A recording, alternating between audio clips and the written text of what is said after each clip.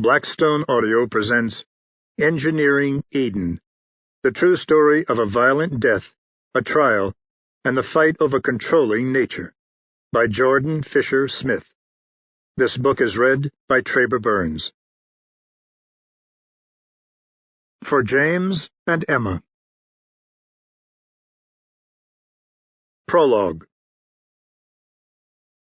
In the spring of 1972, the chronic pain in Harry Eugene Walker's right arm had come to coexist with such a yearning for freedom and self-determination that it was hard to distinguish one ache from the other.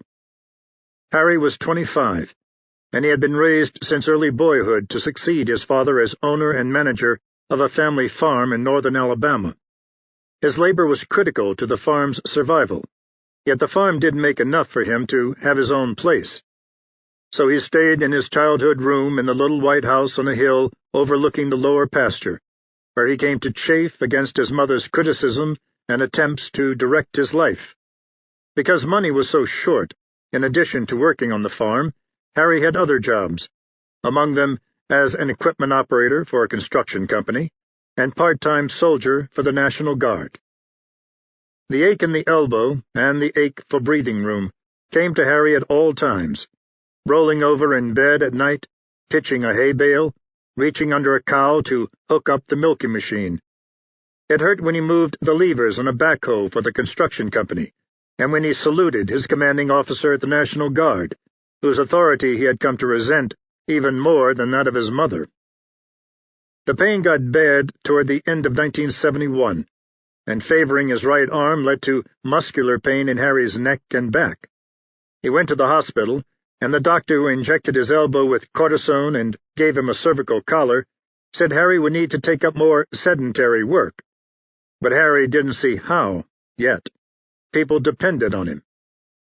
It's not uncommon for a rebellion of the body to a way of life to be treated solely as a medical problem, and in the spring of 1972, Harry had surgery on his elbow.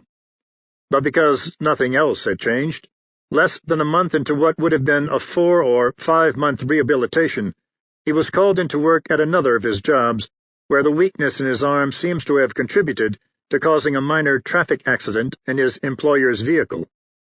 Harry had never taken a real vacation. He had been talking with his father about having some time off to think about things. On Tuesday, June 6, 1972, someone offered him a ride out of town, and Harry left Alabama, headed north, with no exact destination in mind.